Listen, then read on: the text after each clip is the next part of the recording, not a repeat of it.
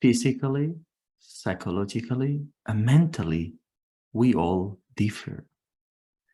So, what does it mean to be a human being? Hello and welcome wherever you are in the world. Today we share the introductory presentation to our latest public talk. Every month, we explore a different aspect of the universal wisdom through a series of weekly webinars on Zoom. For more information about our events, follow the links in the written description below. We hope that our podcast will provide you with food for thought, inspiration for new questions, and impulses in your research for new answers. At any moment, a meteor may suddenly crash into the earth with great force and destruction. The physical body is very vulnerable and may end with a bang like in a meteor impact or with a whimper. It is also mortal. Is the longing for peace meaningful in this chaotic and unpredictable and at times terrifying world? Shouldn't we just keep a stiff upper lip and get on with so-called life? And yet, there is an inner longing for a remembrance of something else, something more. Is there another reality, friends? Is there a Shangri-La, a paradise on earth? Despite a daily flood of suffering and fear, something deep inside is not overwhelmed and does not accept that this is life. And yet we suffer, fear, and tremble.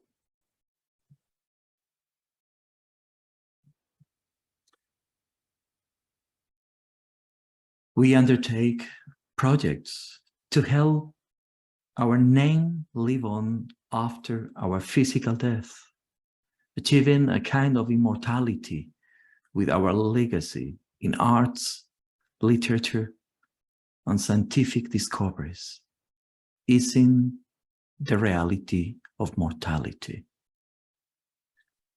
Vanity of vanities, says the preacher. Vanity of vanities, all is vanity. Ecclesiastes. Thou wilt keep him in perfect peace, whose mind is stayed on thee, because they trusteth in thee. Isaiah.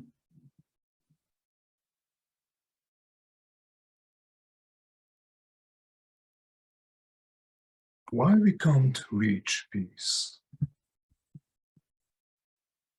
The universal teachings reveal that the original human being is a divine microcosm, including a threefold unity between spirit, soul, and body.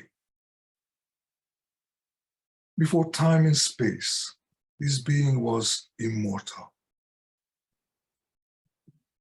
At some point, a so-called fall happened. And so we entered a time-space, global vibration realm, our four-dimensional dialectic world, with its well-known aspects, light and shadow, good and bad, and so on. After the microcosm lost its divine nature, the original being, the divine human being, disappeared. And someone needed to replace it as soon as possible. Because the fall happens, and it happens continuously, the divine plan of liberation and remediation had been already there and is here to be able to help the fallen ones. We, humans, as we know ourselves today, we are not complete nor independent. We are part of a microcosm, but we are born to become a perfect substitute of the original human being within the divine microcosm. While the microcosm experienced millions of years of involution, the appearance of the human race developed by evolution, which brings the possibility of true spiritual awakening and evolution toward back divinity. Can you see the broken human existence now? The divine being and the earthly beings tied to each other, yet not connected perfectly, nor consciously.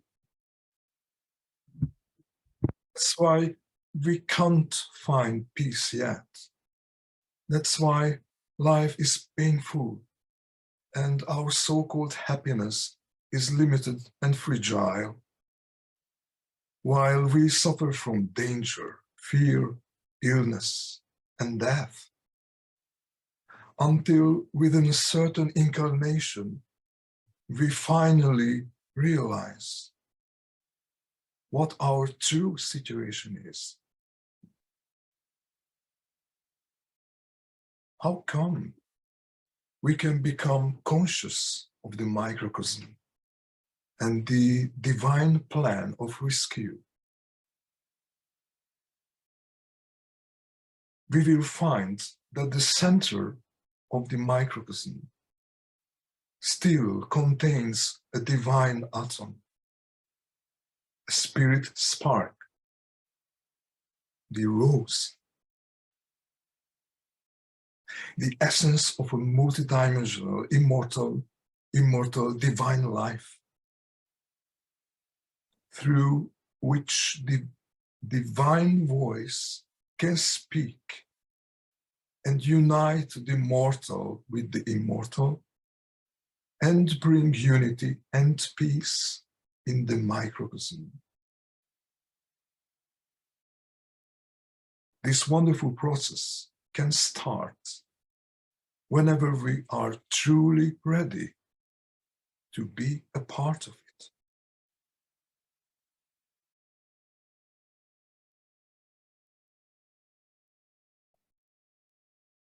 When there is no desire, all things are at peace. These words come from Lao Tzu, from ancient China, from the 6th century before Christ.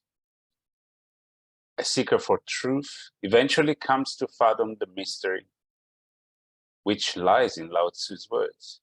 Not doing, he says. Therefore, not letting the egoic I being take precedence. In the book Transfiguration, Catarose Petri, one of the founders of the Golden Rose Cross, reminds us that this plane of existence is not built for harmony. It's built for the continuous change so that we can awake to our inner reality. In dialectics, in life as we know it, where the opposites keep following each other, people put things the other way around. If everything is all right externally, if people can give their faces the right makeup, depending on how it fits in with their plans, they consider themselves civilized. By acknowledging the prerequisite that an inner reversal and its reality is necessary, these will quite naturally become evident in one's life.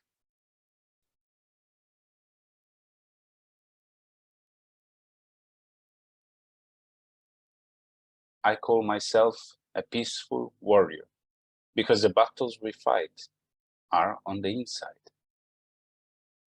And these words come from Socrates, from ancient Greece. Again, we refer to Caterose Petri, who suggests we should be seeking for the forgotten magic word, for the open season of the mysteries. When sometimes a very faint suggestion of the forgotten word speaks or comes to us, our being is then stirred, and for a fleeting moment, face to face, we know the divine design in regard to us, fallen children of man. So, by us having broken through from understanding to awareness, and then seeing the place where we stand in this vast field of terror, a great grace will be granted to us. Then the word, the sacred word, of which we perhaps had hitherto only received faint suggestions, this word can germinate within us as a divine seed. When the nucleus comes to germination in your heart sanctuary, you will break through all limitations, break through all fetters of consciousness, soul, and matter. So we ask now, how can this process unfold? There are two different magical laws, and only one at a time can be active within us. Either the magical law of the heaven, earth, or the magical law of our material earth. Now, the essential question is, what will you, as a microcosm, do with your power? The material earth, with its constant and at times violent resolving of its polar opposite values, or by entrusting yourself to the power of the gnosis in the electromagnetic living body of the Golden Rose Cross. If it is the latter, the process of liberation will also become active in you. But is this possible in our modern time, you may ask? Absolutely, would be the answer from the Golden Rose Cross. And we shall see how in the following slides.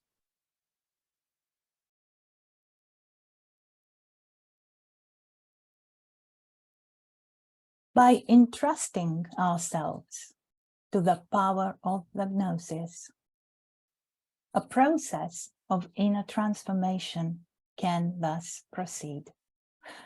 A process through which the mortal personality, ourselves, the mortal personality can recognize and can put itself at the service of the immortal force which has been awakened.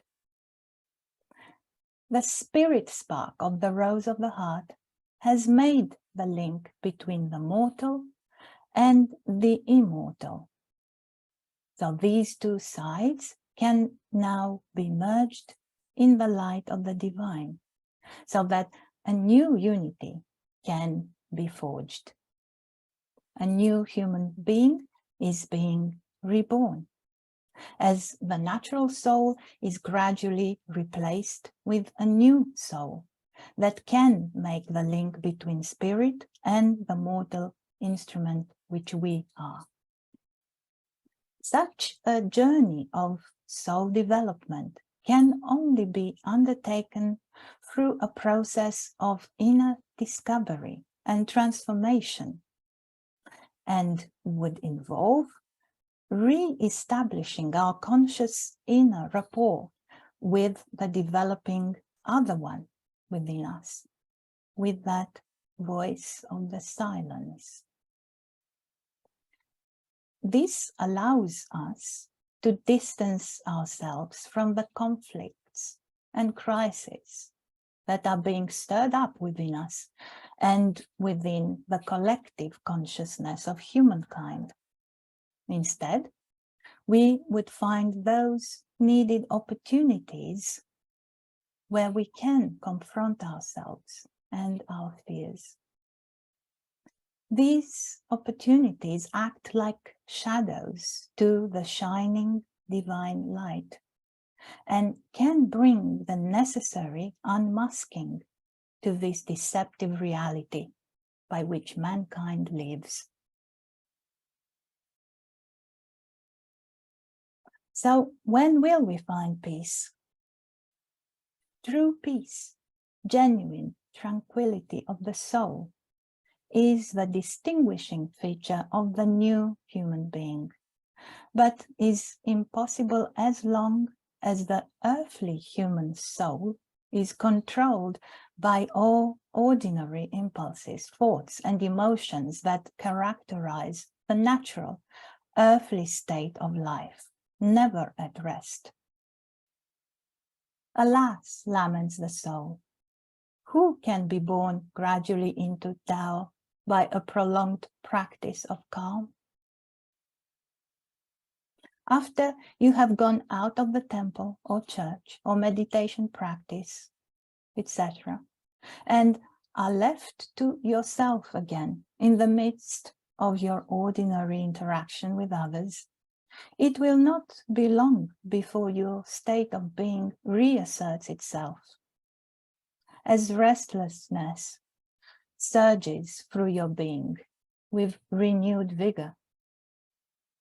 What you need is to become your own soul guardian.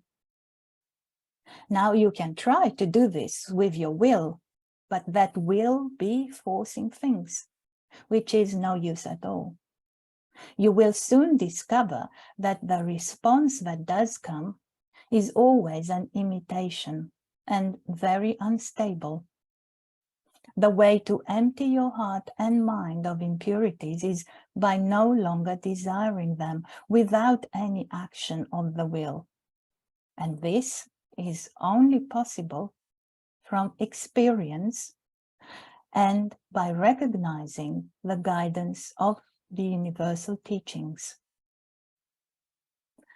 This guided experience can defeat the natural earthly soul so that one is emptied of the natural impulses whilst knowing that there is only one power that can comfort the soul. In response, the spirit spark is activated and a powerful current of gnosis surges into your being. And by it, you are purified into peace, into stillness. Then the tranquility of soul for which you yearn so much will become a reality. First, as maybe small islands of peace, eternity in time, which will gradually purify and encompass the whole soul being into unity and lasting peace.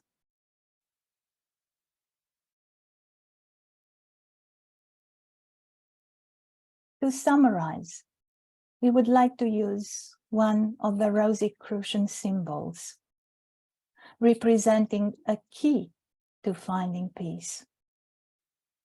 The horizontal arm of the cross represents the conflicts of the earthly dialectical world, always in turmoil, never resting, but providing a wealth of life experiences, which like a pendulum move us from joy to sorrow, from ecstasy to despair, from beautiful, heroic acts to depraved and horrific ones, until the middle, the heart, is broken, and the light can penetrate and touch this middle, this rosebud, and reignite the divine spark which we all possess. It will ignite a pre-remembrance of a perfect world of which we were part of and give us an insight of a possibility, the possibility of the verticality of spirit and a return to unity and immortality, and thus a return to true peace.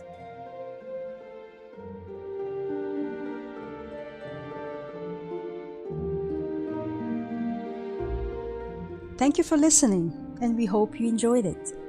If you wish to support us in reaching more people, like our posts, rate us with 5 stars on iTunes, leave a positive comment where you can, or share our content on your social media.